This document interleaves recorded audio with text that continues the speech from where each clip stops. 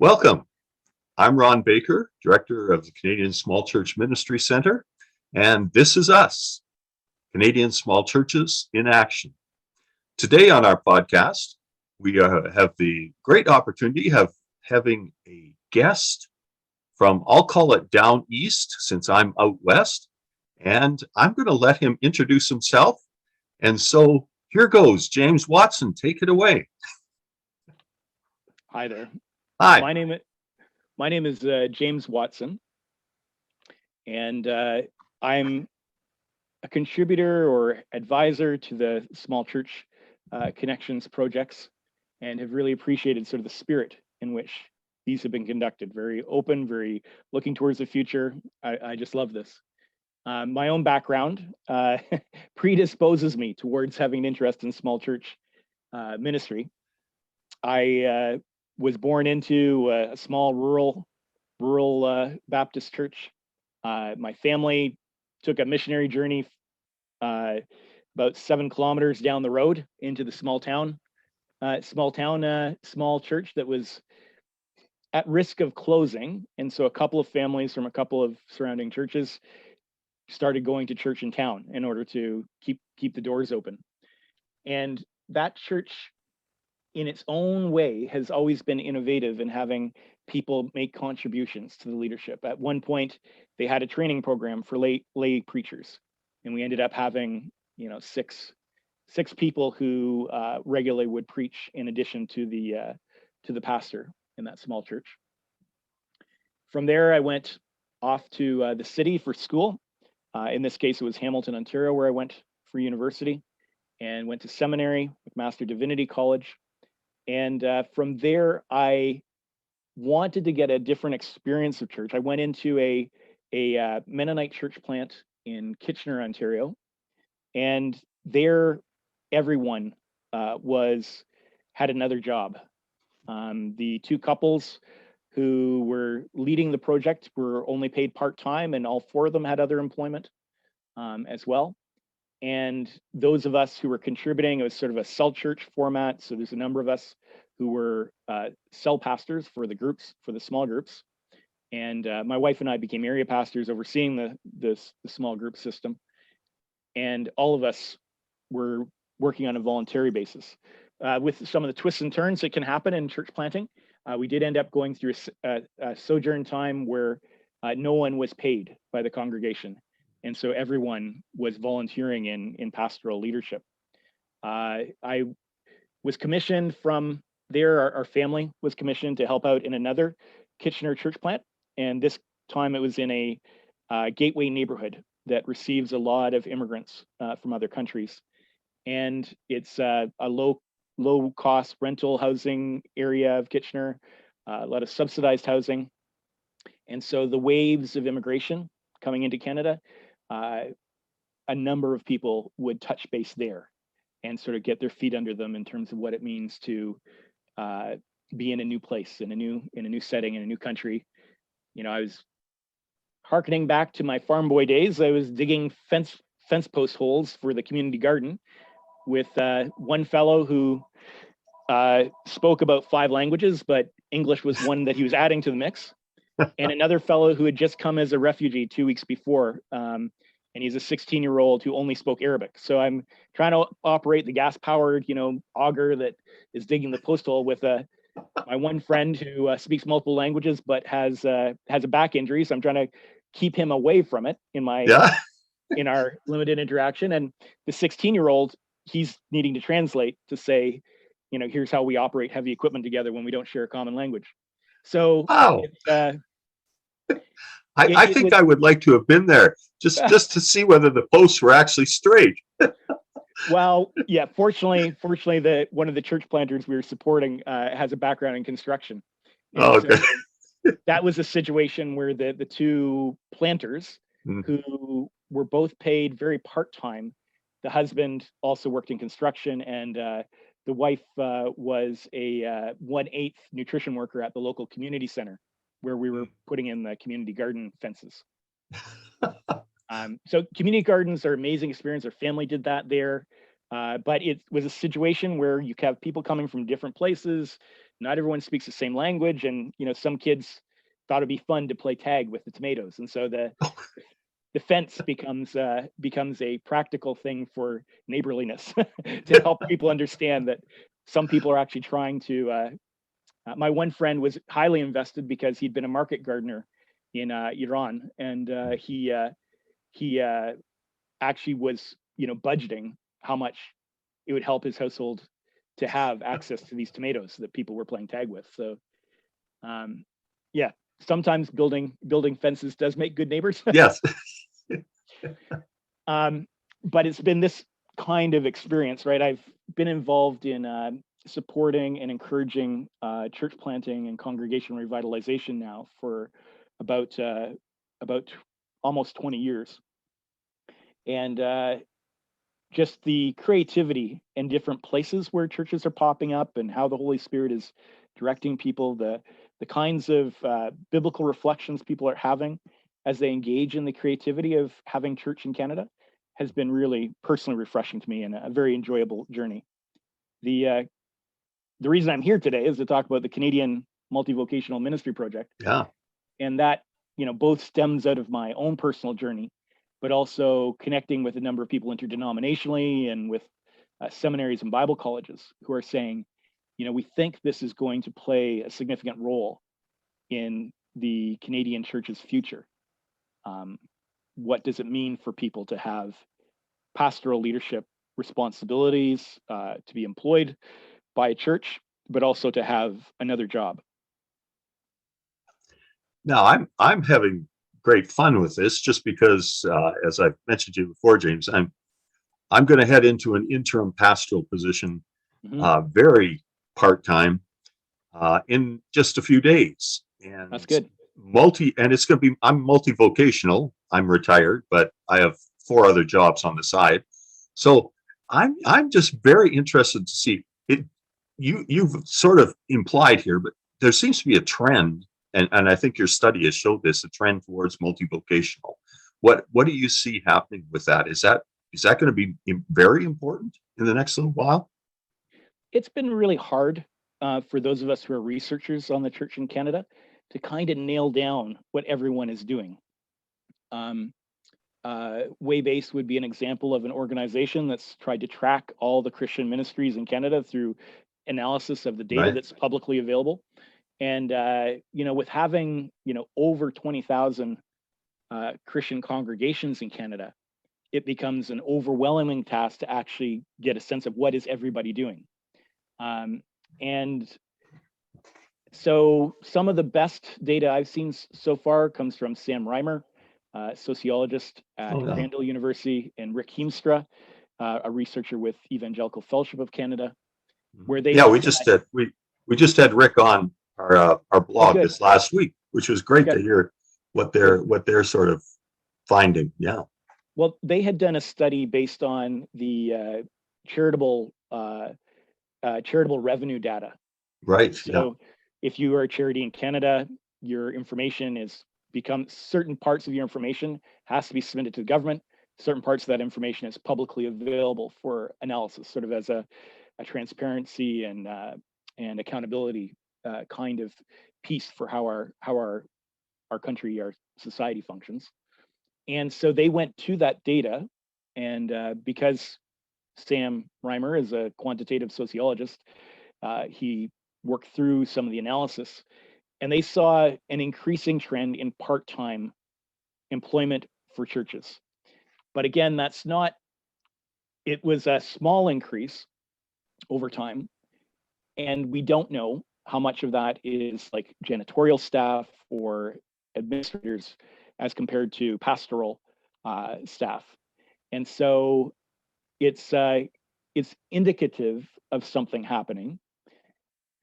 I think where I'm hearing more of we need to look at this because it's coming in our future is from people who work with supporting congregational leaders and congregations. And they're saying they see a number of dynamics forming that goes in that direction. And part of that is the emphasis on local ministry. Some people have engaged in the missional conversation, where we're talking about how does a congregation be part of the community in which it finds itself, in which it lives, in which it serves. And part of that is also with concerns about, um, are some churches facing financial pressures? Mhm. And so small churches would be one of those categories of churches people would have that concern of. Is there a revenue base for having full-time ministers, or for very pragmatic reasons do some congregations need to be looking at having a part-time pastor or volunteer leaders within the congregation? I find it interesting. I'm going to reflect back on some of my experiences over the last 2 or 3 years in regards to that. Is denominations have come in and assisted, I think that would be the best word, the congregation with understanding how much money they actually have and how they can employ a person, and current standards of employment and all that sort of stuff.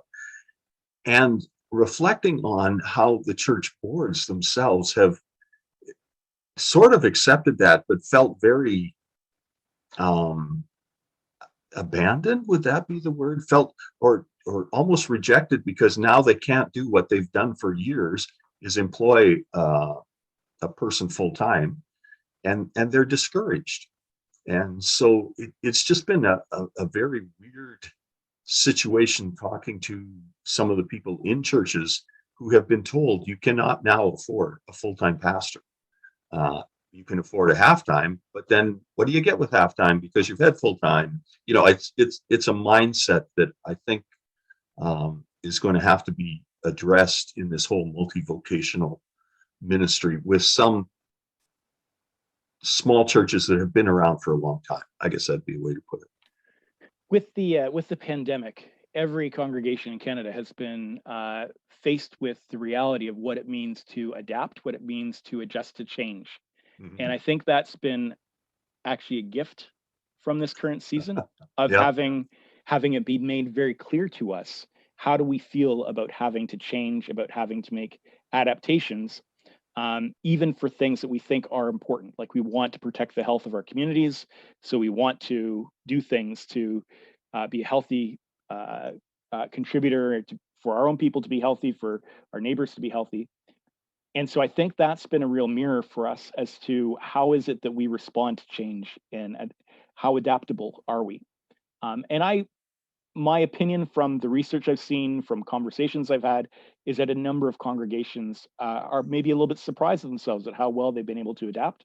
Well, yeah. Mhm. But I agree, when we're faced with budget restrictions, that's a kind of change that can feel uh, pressured.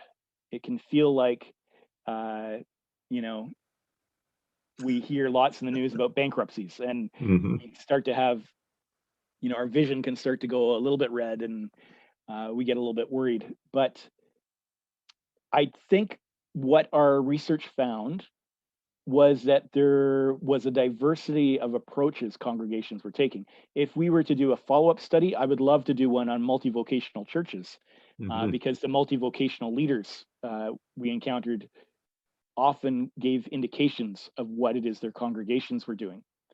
So, as an example, some of the diversity of experiences we found, there was one congregation where we interviewed a volunteer leader who said that their congregation had been in existence for 50 years and had never had paid staff. Mhm. It was sort of a radical commitment to the priesthood of all believers. So it's on an ideological basis, not necessarily it wasn't because that they're afraid of budget issues. But they'd made a commitment that this is how we want to be a congregation together. There was one congregation mentioned. A couple had gone into pastoral ministry there, and the presenting issue was that the congregation was going through a financial downturn, and they wouldn't be able to sustain what they had. And so the couple met with the leadership of the congregation and offered that they would be able to serve part time. Um, The wife in that situation was working part-time in the healthcare system, and I thought the arrangements were quite interesting. 1 day a week was going into the regional healthcare center, into a hospital in a rural region, and 1/2 a day a week was actually doing chaplaincy via telehealth care. Hmm. And then there's another day of the week where they would do visitation to people's homes. So the healthcare system had set up a way for people who were in palliative care to be able to live in their own homes and receive health support. And the chaplain would actually go and visit people, Yeah. drive to their home and visit them in this rural region.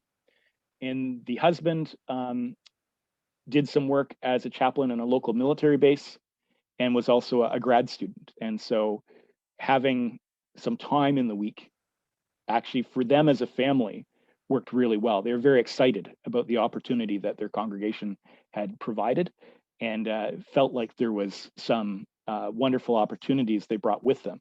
Mhm. One of the comments they made was that their work outside of the congregation exposed them to what people around were thinking, right? Yeah. So that they had a sense of different perspectives from within the community because of the work they were doing outside of the congregation.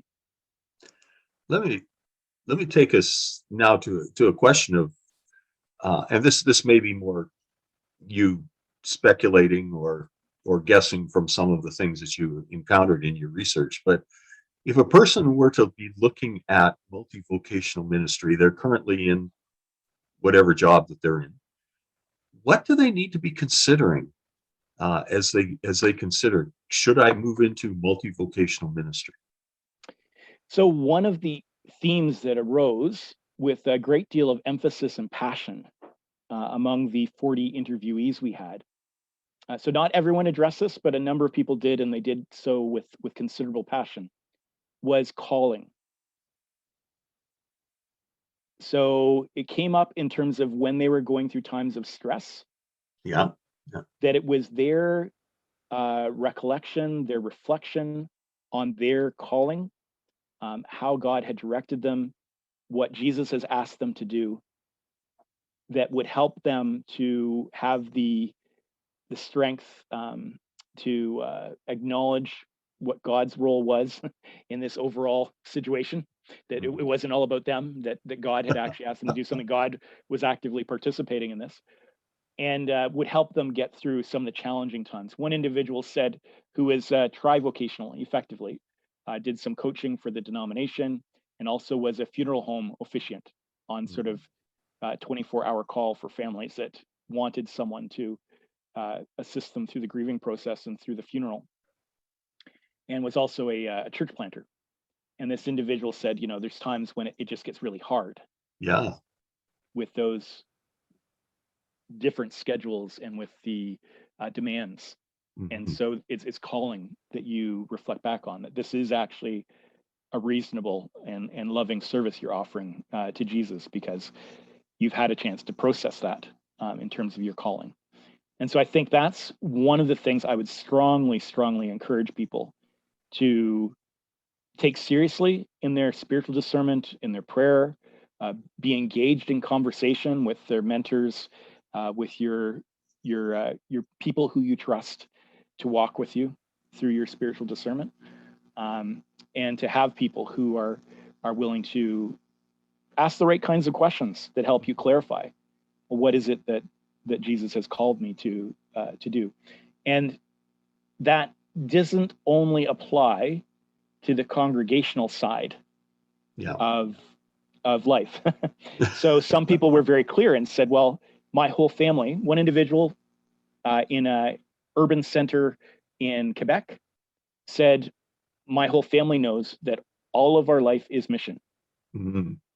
and that's the way our family has functioned, right? So there was actually a communal calling.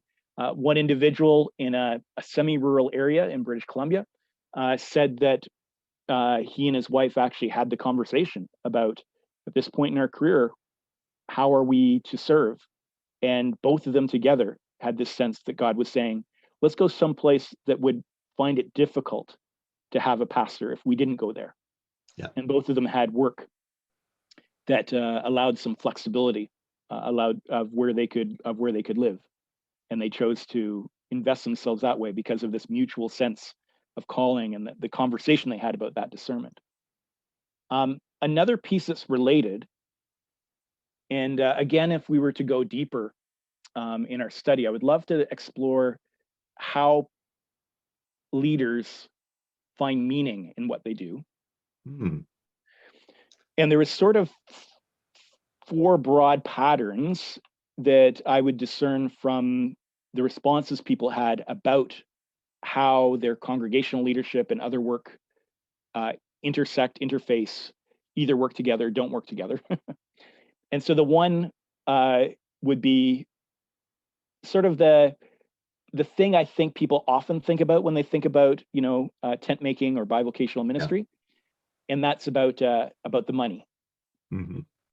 So the other work provides some money that helps you live your life, support your family, allows you to be engaged in ministry in a way that's sustainable over time. Yeah. And I think that's a valid issue. And different people had different ways of exploring that. I don't think we had very many minimum wage examples in our study. Mm-hmm. We had a lot of professionals. We had some people who were working in jobs that wouldn't require a lot of additional education, like being a driver for school bus or for deliveries or whatever. And we had some for whom there's a high degree of education involved, or the person owned their own business, and so they had a lot of control, but they also had a lot of responsibility. Yeah. And so there's different balancing points for the different individuals in terms of how much time did their other work require and how much financial sustainability did it contribute. Mm-hmm. Right. So I think that is one concern. Another thing that arose was, for some people, they indicated that it was really important to them that there was something they got of personal benefit that wasn't money out of the other work. So one individual said that the time they spent working in the workshop that was owned by their family's business meant there could be relational stuff that took place that was really good for them personally. Yeah. One individual stated that they had a fair bit of stress with sort of the incarnational church plant, and their church was involved in sheltering for vulnerable people. So there's a lot of stress involved on the ministry side, and the work of fixing lab equipment was very, very different from the ministry work. It's a quiet workshop, very focused. At the end of the day, you get to see what you fixed.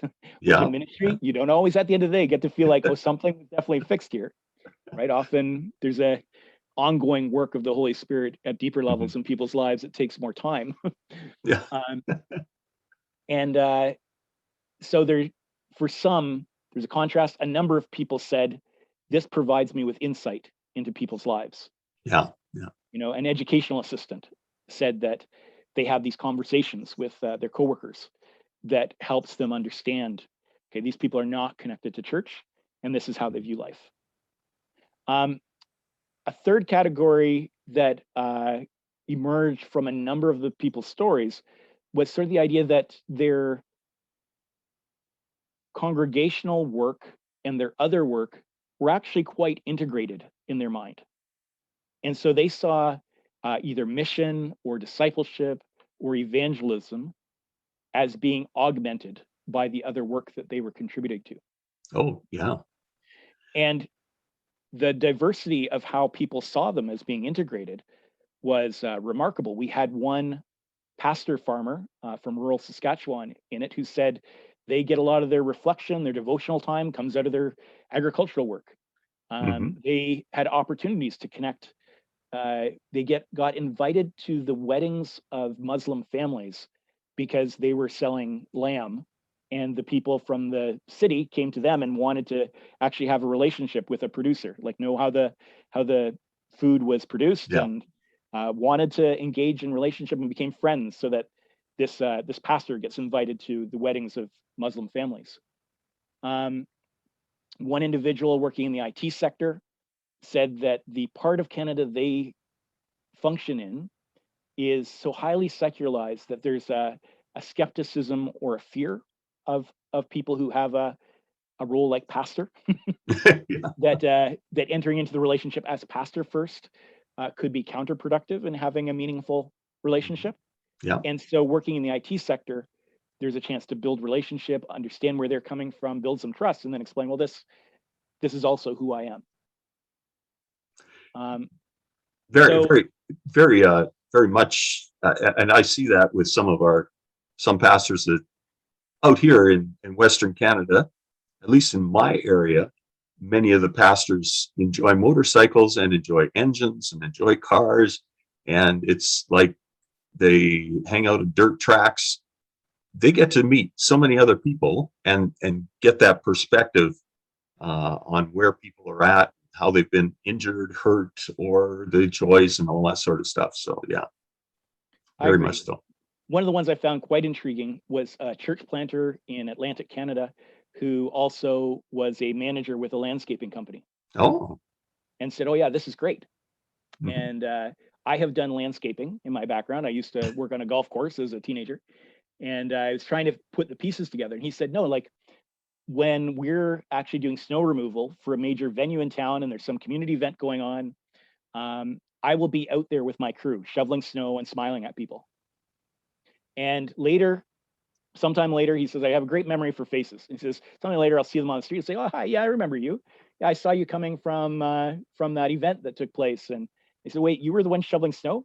Yeah. And you're also a pastor? How does that work? And he says, that's an open door for me Yeah, to, they've asked me how it works. And that allows me to share who I am, why I do what I do.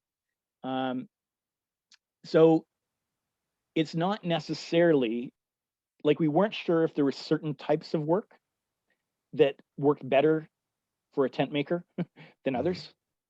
And it may actually be that it's the way the individual views the pieces as fitting together. yeah. Personality, their own approach to life. I mean, I love certain things, and when I get involved in those, it doesn't have to be because I'm in church. It's just because I like it. And then when I get to hang out with people that like the same thing I do, and then I get to say, oh, well, this is the way you live life. This is the way I live life. Maybe there's something that can come together on that. Yes. And so you ask the question about if someone's considering this, what should they consider? And Yeah. it's how does your faith integrate with the rest of your life? Hmm.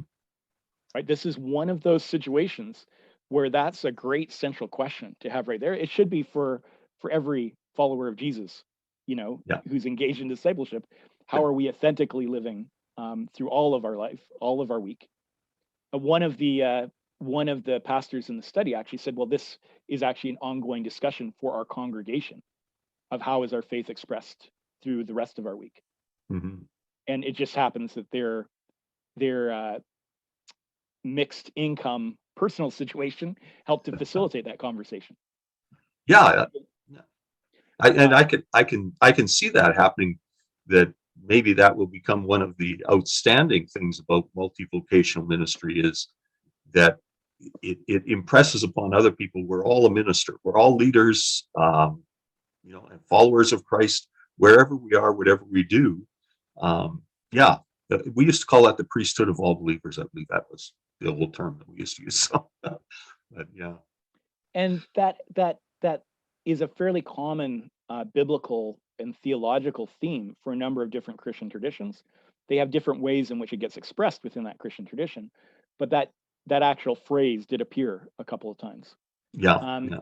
One of the things I would love to emphasize was that, like for small churches, there is an urban intercultural ministry where basically the family chose to use their apartment as a place where they could have neighbors come in and their neighbors would feel comfortable Mhm. being with them, and made the point of saying that young urban uh, people often do not have in their particular metropolitan context, do not have a memory, a Christian memory, Yeah. that all of the Christian stories, all the biblical stories, are generally new and foreign to them. And so, what is the way that the church has an interface with them in meaningful ways? Right. And so, saw the ability to minister in this way with, they weren't getting very much money, I assume, from the incarnational ministry. So, them being able to have some financial income from is actually another ministry that this person served in, allowed them to have that capability of being present within their particular neighborhood that way. And then I heard from a rural Saskatchewan pastor say the people here who don't have a connection to church, they don't really know anything.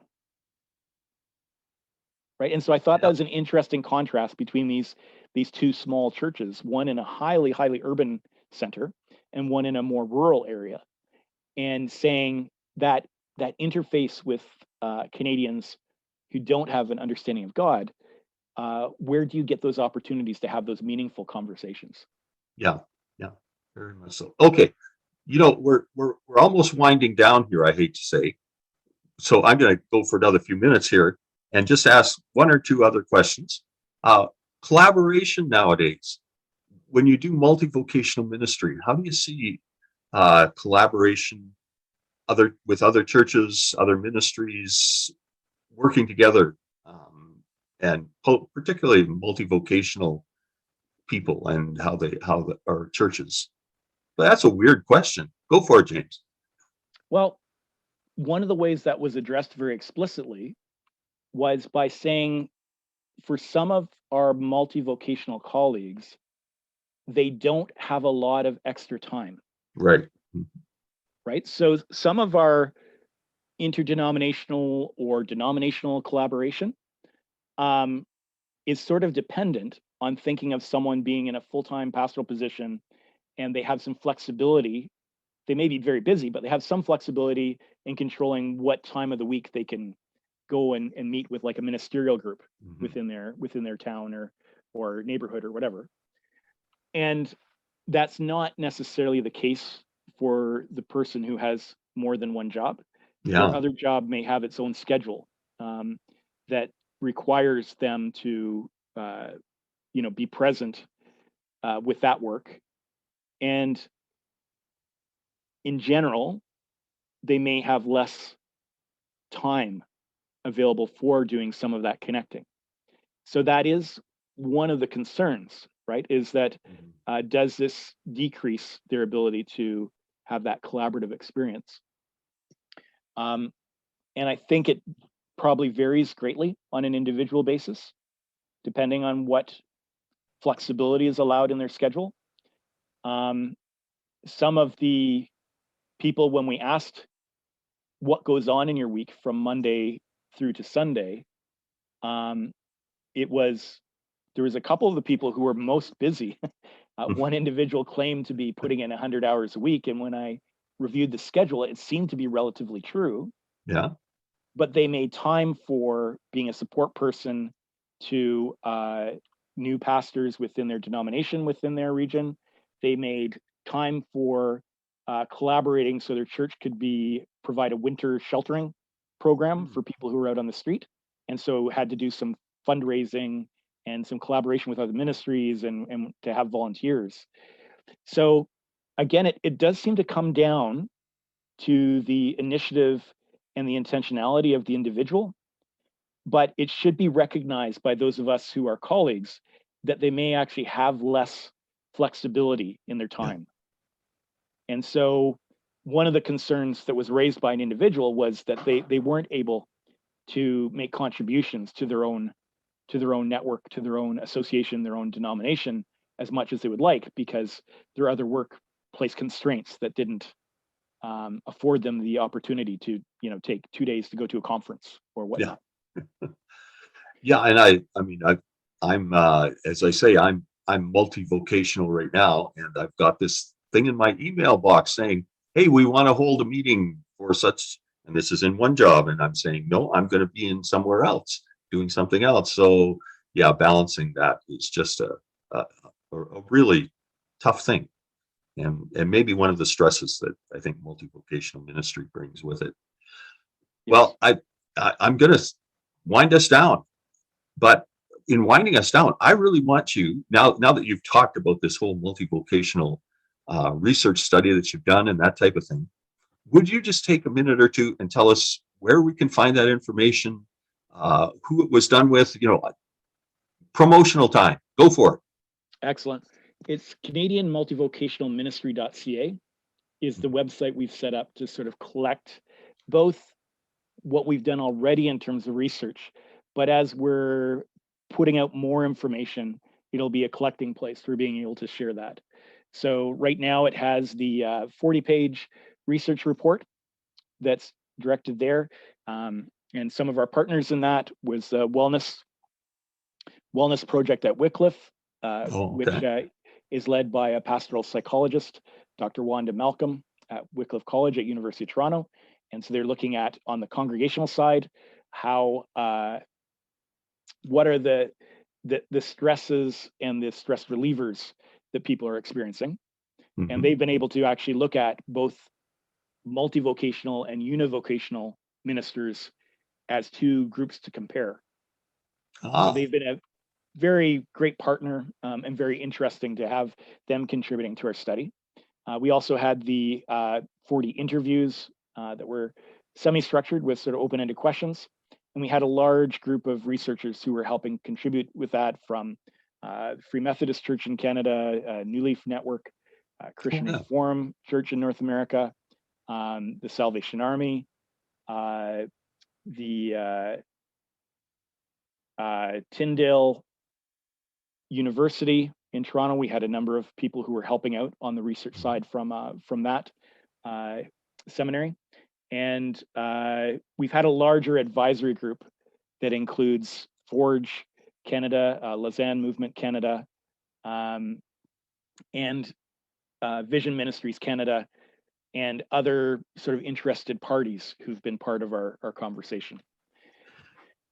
We had several different denominations or Christian traditions represented in the interviewees, and we made it all the way across the provinces. We didn't have all of the Atlantic provinces included, but we did have uh, um, two of the maritime Atlantic provinces, and we had a great diversity of other employment. I've sort of touched on some of what those are, but you can see in the report sort of the wide range of kinds of work that people are integrating. I you're hinting at something that I'm finding interesting, is that for many years, our research, all of that sort of stuff, came out of the States. I think we're starting to blossom as Canadian and as researchers, as um, church research happens. We're finally coming into our own. Now, would you see that? I agree. I agree. There's been a number of people who have offered to provide insight into the Canadian church specifically, Mhm. and that's been, and a number of us are actually connected to each other. We share information, we offer advice to each other. That has been highly, highly beneficial. I need to sing the praises of the Flourishing Congregations Institute Yeah, at yeah, there. Ambrose University and the Jaffrey Center at Ambrose University as being great partners and conversation partners. I'll be doing a presentation from the Multi-vocational Project for the Jaffrey Ang Center next month. And Waybase, in looking Oh at yeah, the yeah, Canadian church across Canada, individuals who are sociologists of religion or who are independent researchers. Um, Rick Heemster's name has already been mentioned, but mhm, he has been sort of a connector for a number of the research projects going on around Canada, and helps people to know who's doing what and to be able to find opportunities to collaborate, or at least have a productive conversation with each other. yeah, So there's a whole lot going on in the background that's yeah, allowed yeah. for us to have much more insight into the Canadian ministry context. Yeah, I'm very excited with that, with those possibilities, and finding ways to make sure that people know about that. And so, yeah, this will be exciting. Well, James, I want to say thank you very much. I've still got about 243 other questions I'd love to ask you, but we'll maybe save that for another day. But just wanted to say thank you very much for joining this podcast today. And we look forward to hearing from you again. That would be great. Thanks, James. This has been wonderful. Thank you so much, Ron. Thank you.